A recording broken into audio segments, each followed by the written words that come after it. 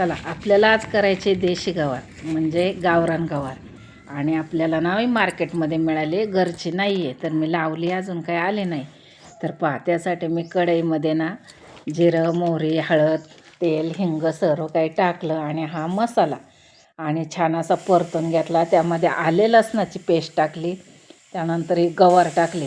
आणि तुम्ही म्हणाले गावरान गवार, म्हणजे मला तर ना ती इलायती गवार फक्त आणि फक्त मिठातलीच आवडते आणि ही गवार असे मसाल्यातली आवडते. तर काही लोक याला कारळं घालतात, दुसरं काही भरपूर कांदा बिंदा घालतात, पण आमच्याकडं तशी करत नाही. आत्ता जरी तुम्हाला जास्ती पाणी दिसलं ना तरी ही पूर्ण आटणार आहे, तिला शिजण्यासाठी लागणार आहे. आणि त्या गवारीपेक्षा ही गवार पटकन शिजते. तर बघा, एक 15 ते 20 मिनटात आपली गवार शिजलेली. आता यानंतर आपल्याला ना यामध्ये थोडासा जाडसर असा शेंगदाण्याचा कूट टाकायचा आहे आणि थोडीशी कोथिंबीर, कारण आपण दुसरं काहीच नाही टाकणार आहे. म्हणजे आधी मसाले टाकलेत आणि छान अशी आपली गवार तयार झाली.